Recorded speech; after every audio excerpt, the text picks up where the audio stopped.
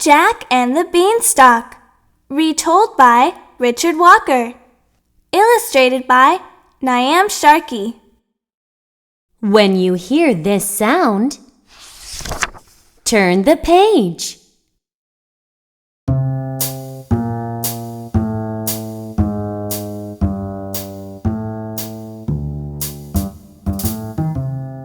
I'm not going to start by saying that Jack was lazy. When there was an adventure in the offing, he was not lazy at all. But most of the time, he just did a little bit of this and a little bit of that.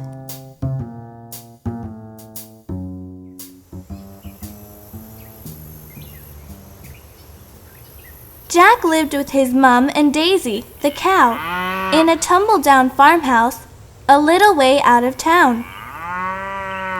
Jack's mom liked to do just a little bit of this and a little bit of that as well. They didn't have very much money, but they didn't much care.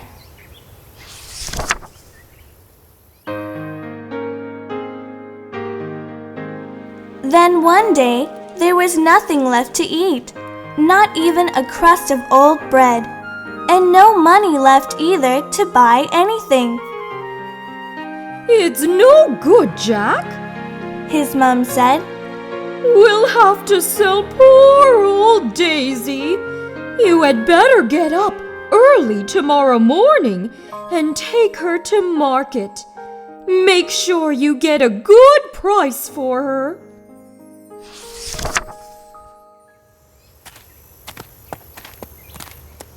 Jack knew better than to argue. Besides, he was very hungry. So the next day he got up at sunrise and set off down the lane with Daisy in tow. He had not gone far when he came around a corner and bumped into a funny little man. The man was wearing a big baggy jacket with big baggy pockets. "Good morning to you," said the man. "That's a nice-looking cow you have there. Do you fancy doing a swap for her?" Jack remembered what his mom had told him, so he asked, "What will you give me in exchange?" "These," declared the funny little man, and plunging a hand deep into one of his pockets, he pulled out 6 plump beans. "Those?" asked Jack. "Yes," said the funny little man. "These. Don't think these are just ordinary beans. Oh no, these are magic beans. But you will have to be careful with them. I've lost the instructions for them, so I'm not sure what they do." Well, there was nothing Jack loved better than magic. So he handed over Daisy, took the beans, and hurried home.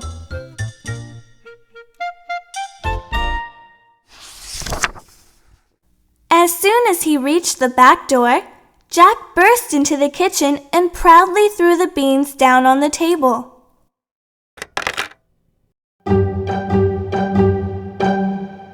"What's this?" exclaimed his mom. "Oh dear," thought Jack. "They're magic beans, Mom. I swapped them for Daisy. At least we've got something to eat. Well, we will have when they've grown." Jack's mom was furious. She went white in the face and shouted and stamped. Then she threw open the window and flung the beans outside.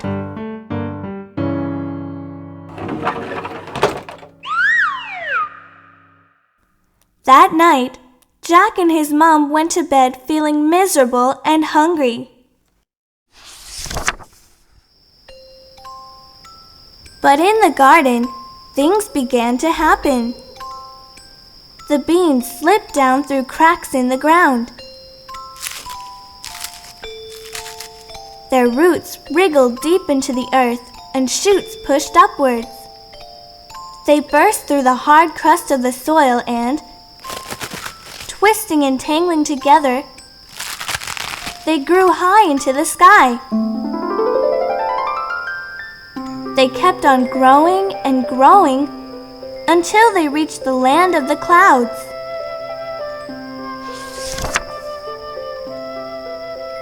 Then a long, wiry tendril reached down to the house and tapped on Jack's bedroom window.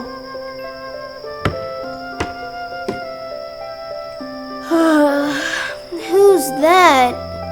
Jack yawned. He saw strange shadows in the moonlit window and, not sure whether this was a dream or a real adventure, he padded across the room and drew back his curtains. There, bending and swaying in the moonlight, was the most enormous beanstalk he had ever seen.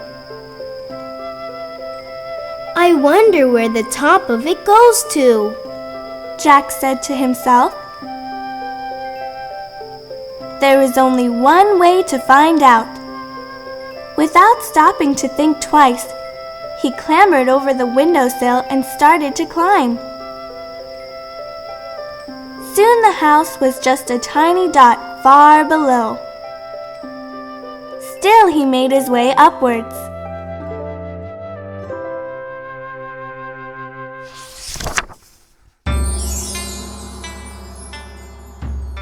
Finally, he reached the land of the clouds and stepped off the beanstalk onto the fluffy gray ground. In the distance, he could see a huge castle. Jack walked straight up to it and knocked on the door. He heard the clank of keys being turned, the rumble of bars being slid back, and the rattle of chains being unfastened.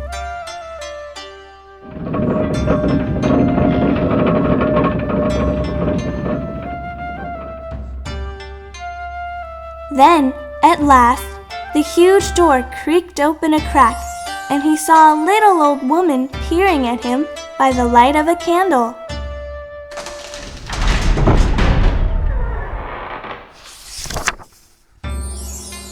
"You can't come in," she whispered. "He'll be back soon. Go away!" Please, Jack begged. I'm a stranger here and starving hungry. Can't I just pop in quickly for something to eat? The woman looked at him more closely and saw that he was a nice-looking lad with a ready smile.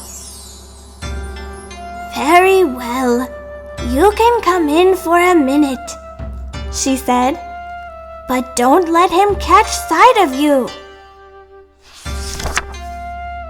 Who's he?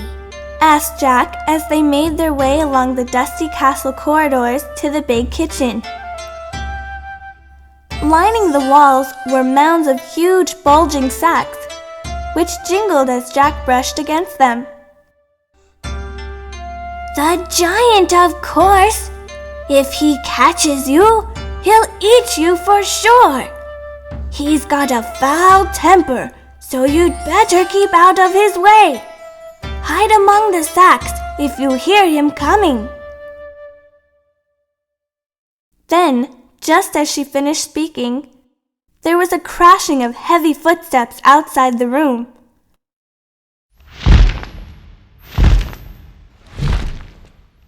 Jack only just managed to hide behind a heap of sacks when the door burst open and in barged the giant.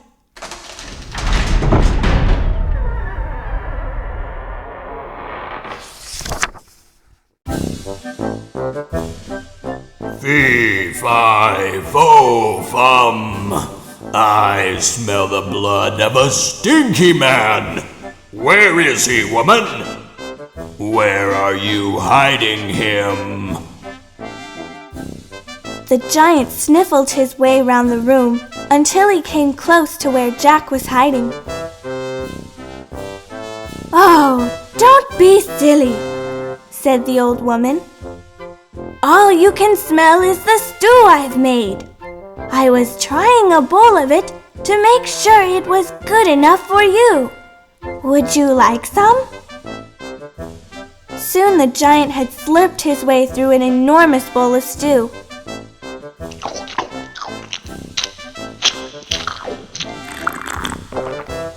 He belched loudly,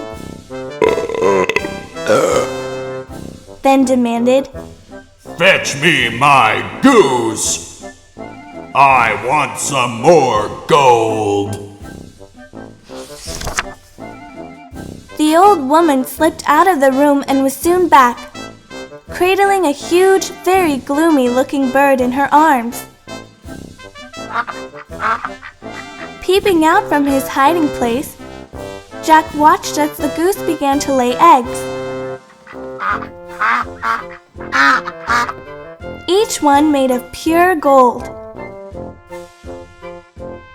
As each egg appeared, the giant put it into a giant egg box.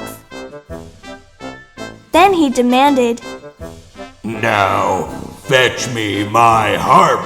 I want some music.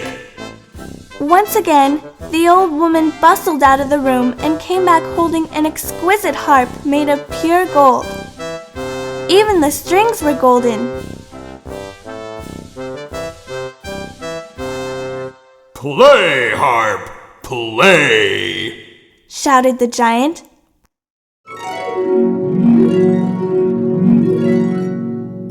And, as if by magic, the room was filled with the most beautiful, gentle music as the strings began to vibrate all by themselves.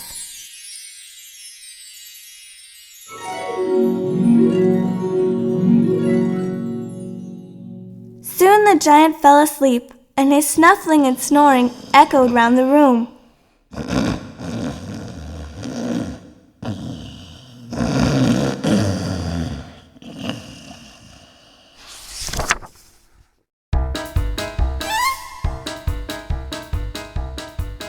Jack crept out from his hiding place and quietly began to drag one of the bulging sacks full of gold coins across the kitchen floor. It was very heavy and it jingled as he pulled it, but the giant did not stir. Jack heaved and dragged the sack right out of the castle, across the cloud, and back to the top of the beanstalk.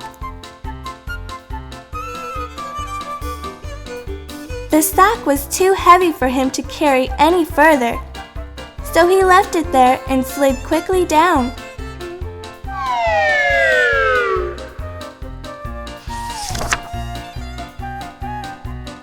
When he reached home, Jack found his mom staring up at the beanstalk and scratching her head. "Rope!" cried Jack as he sprang to the ground. He ran off to the shed and came back a few moments later with great coils wrapped around him. Then he set off back up the beanstalk.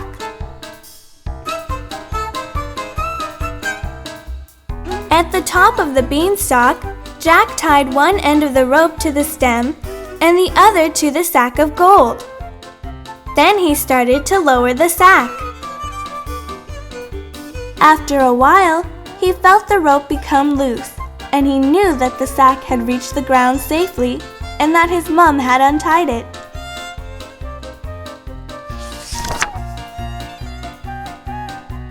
Jack headed back to the kitchen to fetch another sack. As he crept past the giant, the goose looked up hopefully and whispered, Can I come too? I hate it up here. You wouldn't need to take the sack then. I could lay you as many golden eggs as you want. So Jack picked her up and ran out of the room. In the corridor, he bumped into the old woman. "Can I come with you as well?" she asked. Of course, said Jack. Here, You take the goose, and I'll go back for the harp. But as Jack picked up the harp, it suddenly cried out, What's going on? Oh, who are you? Help! Help! Jack raced out of the kitchen just as the giant woke up, saw what was happening, and began to give chase. Faster and faster ran Jack. Closer and closer came the giant. As he reached the top of the beanstalk, Jack could feel the giant's hand on the hairs of his neck. Quick! He shouted. The old woman started slithering down with the goose. Jack slithered down behind her with the harp. They could hear the giant shouting and swearing as he tried to follow them.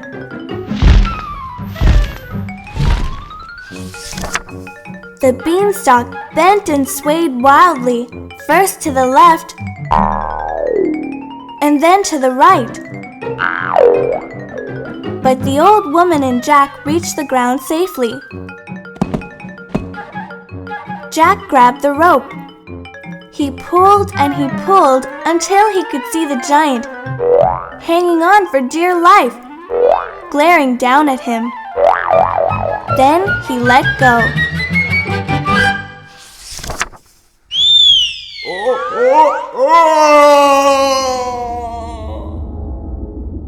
The beanstalk shot upright like an enormous catapult. Unable to hold on any longer, the giant flew off the end. He soared away into space and was never seen again. And, as far as I know, he's still there.